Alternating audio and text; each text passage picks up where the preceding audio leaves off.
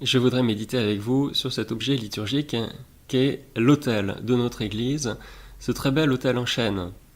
On peut le dater à quelques années près de la première moitié du XVIIIe siècle. À partir de 1750, en effet, on a arrêté de faire des autels en bois pour les faire en marbre. On sait aussi qu'il a été réalisé après 1720, puisque le bas-relief de l'autel fait mémoire de la consécration de la ville de Marseille au Sacré-Cœur de Jésus, en 1720, avec ce cœur entouré d'une couronne d'épines, surmonté des 3 clous de la Passion.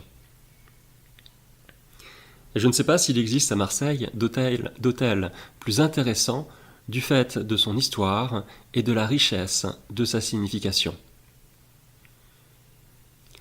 Avec les 2 anges de part et d'autre de l'autel, nous sommes ramenés en effet au chapitre 20 de l'Évangile selon saint Jean. Quand le matin de Pâques, Marie-Madeleine revient au tombeau. Précédemment, nous dit l'évangéliste, elle s'était rendue la première au tombeau. Elle avait ensuite averti les apôtres que le tombeau était vide. Pierre et le disciple bien-aimé avaient couru vers le tombeau pour constater par eux-mêmes que la lourde pierre était roulée et que le corps de Jésus avait disparu. Le disciple bien-aimé s'était penché à l'intérieur. Il vit et il crut, avait écrit l'évangéliste. Marie-Madeleine revient tout en pleurs. Elle se penche vers le tombeau et elle aperçoit 2 anges vêtus de blanc, assis l'un à la tête et l'autre aux pieds, à l'endroit où avait reposé le corps de Jésus.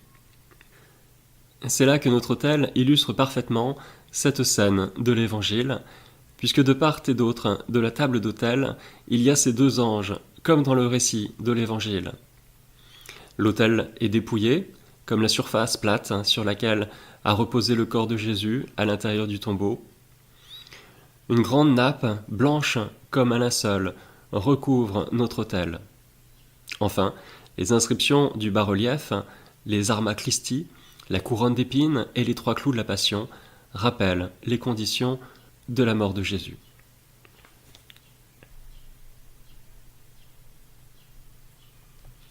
Grâce à cet autel, l'Église et l'Esprit Saint vous fait revivre l'étonnement, l'émerveillement, l'acte de foi des premiers disciples confrontés à ce tombeau vide au petit matin de Pâques, comme Jésus l'avait annoncé dans l'Évangile. L'Esprit Saint, que le Père enverra en mon nom, lui vous enseignera tout et il vous fera souvenir de tout ce que je vous ai dit. Sur cet autel, en participant à l'Eucharistie, par laquelle le pain et le vin se transforment en corps et sang de Jésus-Christ, comme il nous a dit de le faire le soir du Jeudi Saint, nous allons revivre le moment précis où Jésus est ressuscité à l'intérieur de ce tombeau. Nous allons assister à cette mystérieuse transformation, le moment précis où le corps de Jésus est passé d'un état à un autre, de la mort à la vie, de la vie mortelle à la vie glorieuse, du temps à l'éternité, du fini à l'infini, de la mesure à l'incommensurable. Jésus nous invite à nous pencher à l'intérieur de ce tombeau pour que nous aussi, à la suite des premiers témoins, de Marie-Madeleine, de Pierre, du disciple bien-aimé, des disciples d'Emmaüs, de l'apôtre Thomas, nous soyons aussi capables de poser notre acte de foi en Jésus ressuscité. Il y a cette expression qui revient à plusieurs reprises dans les évangiles de la résurrection. Les disciples se sont penchés vers le tombeau. Se pencher vers le tombeau, c'est aussi se recueillir, se pencher à l'intérieur de nous-mêmes pour le chercher en nous, pour contempler le Christ tel qu'il s'est révélé en chacun de nous. L'apôtre Paul écrit dans la lettre aux Galates qu'il découvrait Jésus à l'intérieur de lui-même. Je cite, « Dieu m'avait mis à part dès le sein de ma mère, dans sa grâce il m'a appelé, et il a trouvé bon de révéler en moi son Fils, pour que je l'annonce parmi les nations païennes. Il a trouvé bon de révéler en moi son Fils. » C'est ce à quoi nous sommes appelés à découvrir en nous-mêmes la présence et la vie de Jésus ressuscité. Il s'agit de chercher en soi le Christ vivant. Nous sommes tous différents les uns des autres, nous développons tous des facettes uniques de ce Jésus ressuscité. Dieu fait quelque chose d'unique avec chacun de nous, comme un artiste, et il nous façonne à l'image de son Fils, et il révèle à chacun de nous cette part d'héritage que nous avons reçue le jour de notre baptême, et qui grandit à chaque Eucharistie. Sainte Catherine de Sienne, elle aussi, aimait se pencher à l'intérieur d'elle-même pour se recueillir, selon son expression, dans la cellule de la connaissance de soi, comme les premiers disciples à l'intérieur du tombeau, pour revenir à cette manière dont Jésus se révélait en elle, et elle disait, je cite, « Plus je cherche, plus je trouve, et plus je trouve, plus je cherche ».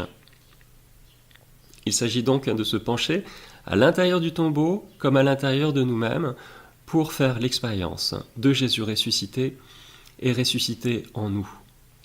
Alors nous contemplerons, pour reprendre une expression biblique, cette part d'héritage que nous avons reçue le jour de notre baptême.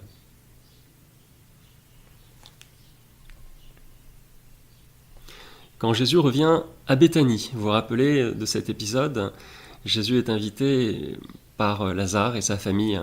Marie se place au pied du Seigneur et l'écoute, alors que Marthe prépare le repas, fait la cuisine, prépare la table. Marie s'énerve du comportement de sa sœur en disant « Seigneur, cela ne te fait rien que ma sœur m'ait laissée seule à faire le service ? Dis-lui donc de m'aider. » Et Jésus va prendre la défense de Marie en disant « Marthe, Marthe, tu t'inquiètes et tu t'agites pour bien des choses. Une seule est nécessaire, c'est bien Marie qui a choisi la meilleure part, elle ne lui sera pas enlevée. » Marie a choisi la meilleure part, cette part d'héritage qui nous révèle le visage du Christ ressuscité en chacun d'entre nous.